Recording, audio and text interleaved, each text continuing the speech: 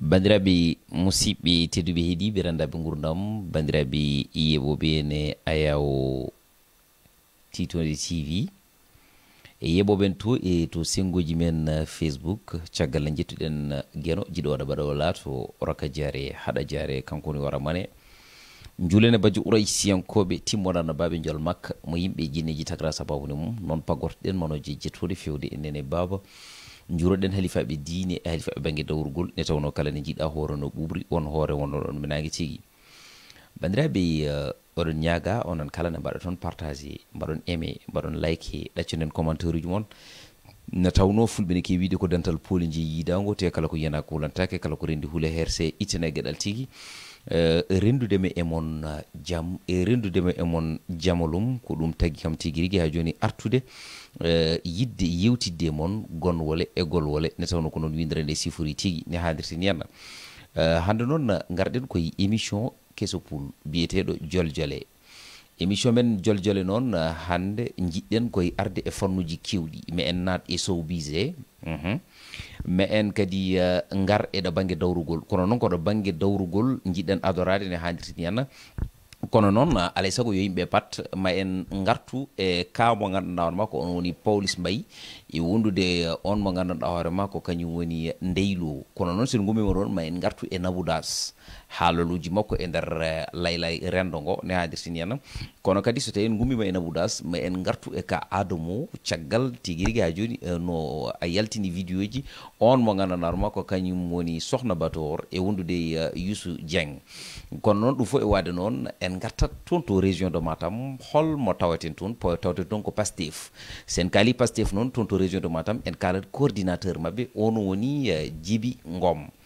e nder oɗon saaha so en welama mbiyen Pastef woni to hen e nder région de Matam koye jamma mo suwato wedde kono noon ko jamma goɗɗuɗo ne feewi holi sababu saabu ɗum en keeɓi information ngaji nde wonde kamɓe ɓen ɓe gandanɗa hoorema woni e Pastef pour ɓe mbawa jeeyde e ɗiɗo sumgoji gam toon to région de Matam ko caɗele e saqqede wonata saabu ɗum ene wayno jam fo koko jooli hakkude Pastef e on mo gandanɗa hoorema kañum woni Djiby Ngom oɗon information noon kala jiɗɗo hebden ko laaɓi ene wawi yaade e Dakar matin nde tawno Dakar matin holliri wonde kanko oɗon Djiby Ngom o wondi koye Farba Ngom honorable député ne haadirta ni henna ko ɗum woni ko ɓuuri jojjude e nder oɗo saaha nde tawno won wiɓe wonde ko companaɗo koppareje won wiɓe wonde tigui rigui ha joni ko kunanaɗo e ɗum foof e wade noon wonni qimliɓe wonde koppareje jalti hen kono fota e million ngaji ne haadirti henna kono noon ene anda kono wiye politique eɗen gandi hoolare ala hen ne haadirti ni henna saabu ɗum holko waɗi en wiide noon ne tawno ɗum waɗi watti ne tawno neɗɗo ne winda liste totteɗa liste yimɓeɓe guitta hoolare mumen pawɗume ma tawa noon aɗa soomi listeji goɗɗi ɗi gona e listeji ha joni pewɗi sa yeehi au lieu guitta liste mo gandanɗa hoorema woni liste pewɗo o liste moƴƴo o liste juɓɓuɗo o mbaɗa ɗum déposé tawa noon jomum ne wawi waɗede crompe walla ne wawi ittanede tigui koppareje totta ɗum e nder on tuma walla fodane ko tiiɗi e nder on tuma itta ɗiɗon listeji waɗa ɗum déposé tawa noon koye dernière minute eɗen gandi hande wiide Pastef ene jotto e jammago he ene watta ɗiɗon listeji gam wawde dañde candidat ji toon to région de Matam ɗum ko caɗele e saqqede wonata kono noon ko information mo keɓɗon e nder site uji goɗɗi alay saago enen garen ɗum e ɗemgal niniwal ngal wasata kadi won wonɓe ɗo hen nani oɗon information haadirde kono noon ma en ɓeydo rewidade information ngaji ɗi mbawen addude ɗum e sanga tigui rigui nde poɗɗen addude ɗum ne haadirta ni henna mbaɗa andi kadi ma won wonɓe ɗo hen taw ni ko kañumen ɓuuri en wittoji ne haadirta ni henna jomumen mbawa witto yañgo mbawa hebde hen ko laaɓi kono noon enen kone nanirɗen ni ko noon tan woni ne kalduɗen en ɓeydata hen hay batte en usata hen hay batte kono noon e nder information ngaji ɗi keɓɗen kadi aussi wiyama wonde kanko Djiby Ngom o mono nodde téléphone makko sonata ni e nder oɗo saaha ɗum noon en gartat kadi e wasiyaji ɗi gowɗen rokkude kala e saaha surtout e ɗiɗo sumgoji élection local ɗo banggue commune aji men na handirtini yana ko wiide yimɓeɓe tan ko malatma ko e ko manatma ko so ari suɓa ko malatma ko gacca ko manatma ko ne tawno malu dusere ha lakara kono manore haaɗi koye aduna ɗum waɗi noon so tawi wonde a woni e nder commune te aɗa wiya wonde ko kartal ma woni dande ma ko kartal ma woni kattorgal ma ne handirteni yana ɗum noon so tawi aɗa fiilo mo kooliɗa janngo e jam so tawi a fayi daña ɗo mooliɗa ɗum woni gueɗal ngal ɗum noon so tawi wonde noon a ƴeewi kopporeje ɗe walla a ƴeewi neɗɗo nodduma nanduma e nder rokku itta kopporeje jonɗe tottuma wima wonde aha waɗanam ɗum wattanam ɗum sa ƴeewi ɗum ɗon a yecciraki wonɓe caggal ɓe won yakare fawide dow ma wonɓe gandanɗa hoorema ko an kooli kala ɗo jofiniɗa ɗumen ko ɗo woni ɗo ɗe jahata sa renaki janggo e jaam aɗa wawi addude caɗele e nder oɗon commune ne tawno wona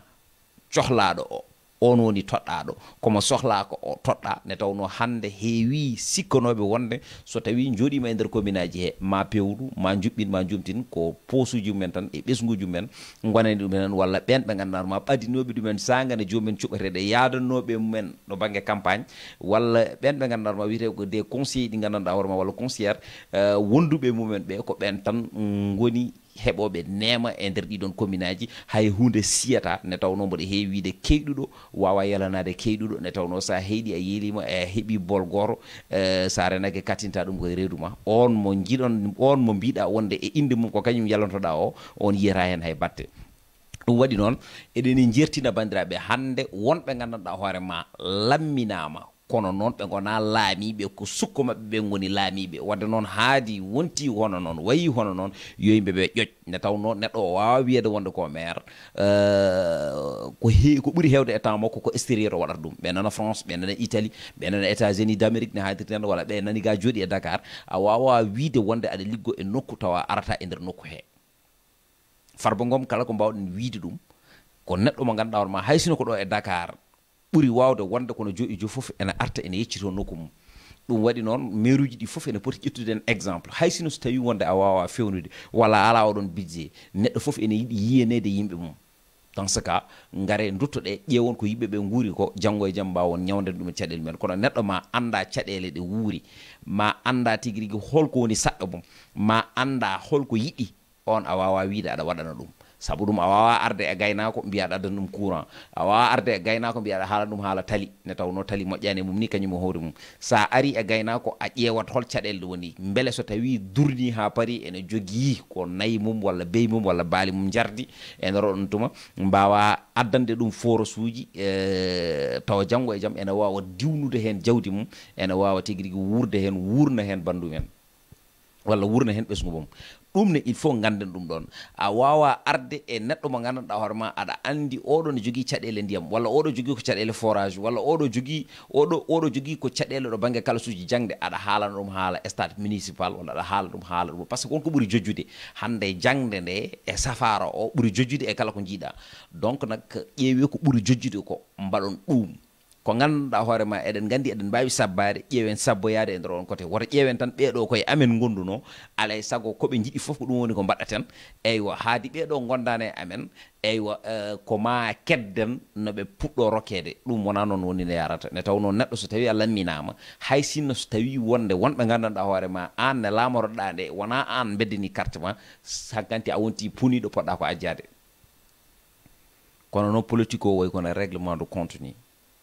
ɗum woni ko jiiɗen hen bandiraɓe il faut kadi aussi mbatten hakkillaji e nder koye men ne feewi ɗum noon so tawi wonde eɗen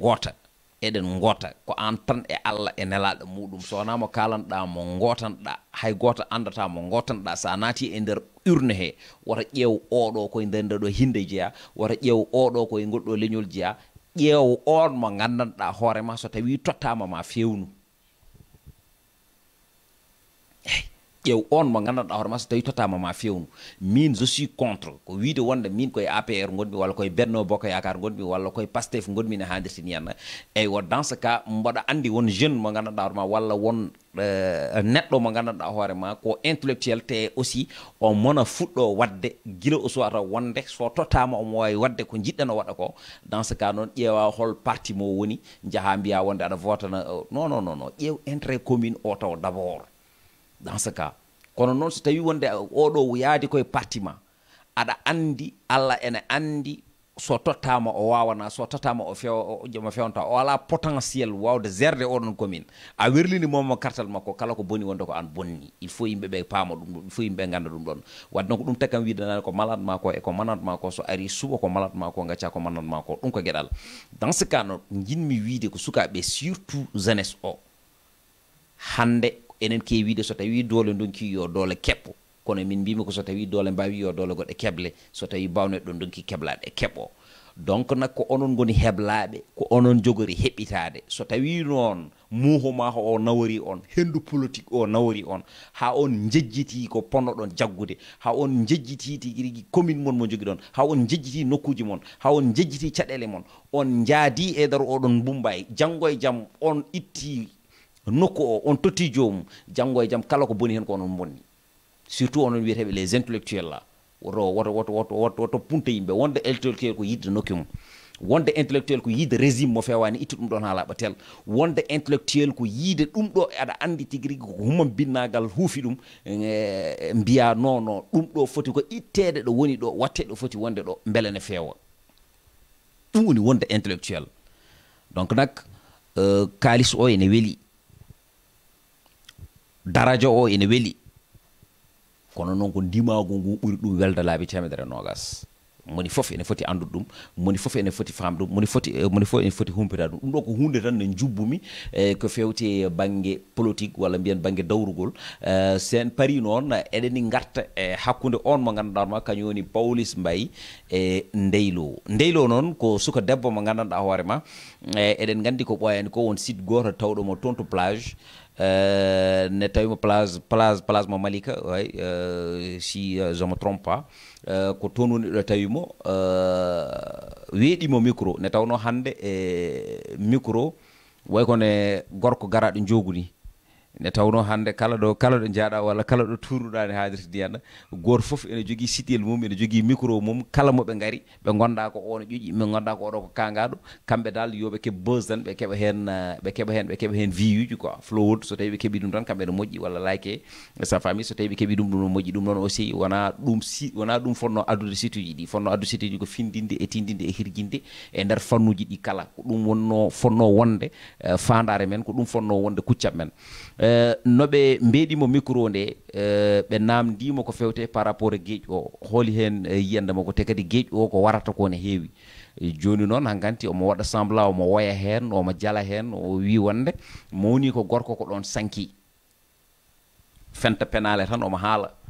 no invita aussi télévision goɗɗo saabu ɗum wajiɓe ko baɗo noon cohli vidéo o hankanti waɗi tour du monde yimɓe mbaɗi statut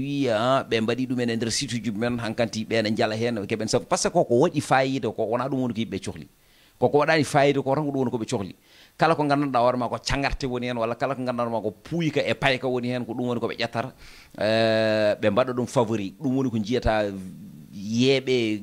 plus de 2 millions 3 millions 4 millions de vues dans ce cas taw won vidéo mo ganduɗa ma pindinowo tindinowo kirjinowo jertinowo rendo nanɗo hen heɓara hay 2000 vues ɗum noon gandara société koko ñawi ɓerɗe ɗe koko ñoli ɗum noon ma Allah faabo ne feewi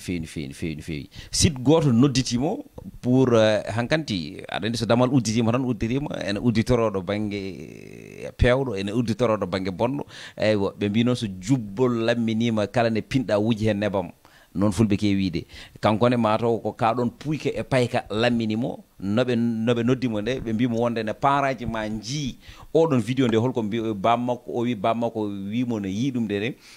wimo wonde mi yiima guisnala ngay doftoflu mi yiima aɗa hanɗikino ƴeew ɗon tan kaɗa ɗon ɗum firti wonde hande ko needi ala sukaɓe ɓe noɓe guuri e ɗiɗɗon beddaji ni walla noɓe mbayi e ha joni ɗiɗɗon beddaji walla koɓe kalata ko koye nder galleji heɓe neha ndiɗon needi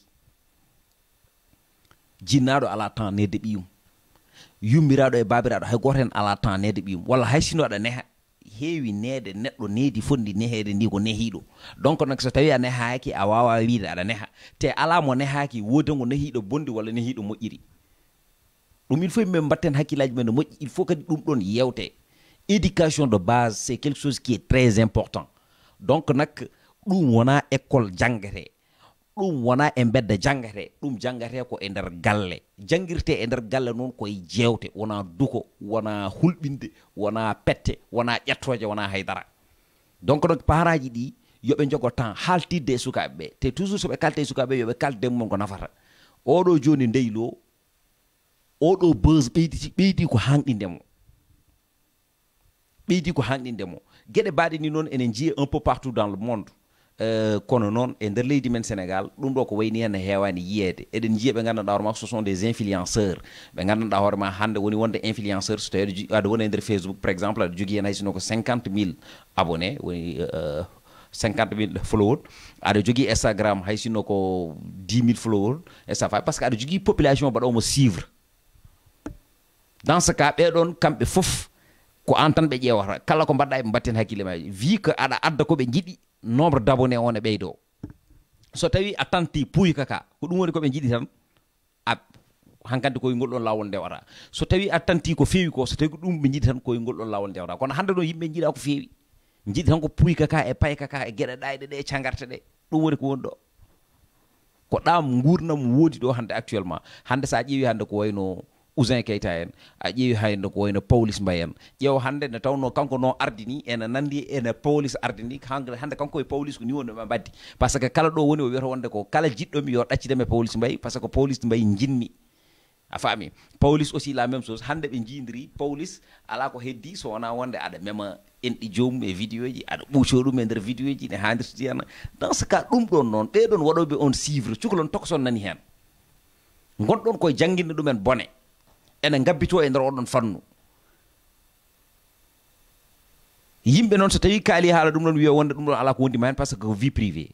ene woodi vie privée ene woodi vie publique et vie privée c'est diamétralement opposé ko mbaɗɗa exposé ƴettuɗa téléphone ma nannuɗa ɗum e nder site ji aduna Allah fof yi kala jiiɗo waɗat hen commenté ɗum natti wonde vie privée noon woni ko gandanɗa hoorema ɗum ɗo aɗa waɗi ɗum aɗa suuɗi soit koye portable ma walla soit ko banggue goɗɗo heɓa lokkita ɗum yaltina ɗum aduna Allah fof yiya ɗum hay goto ala hen droit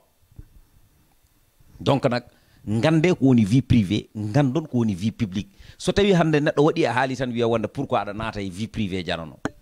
alors que jomumen ganda holko firtata hay vie privée mbaɗe partager vidéo ji ɗi s'il vous plaît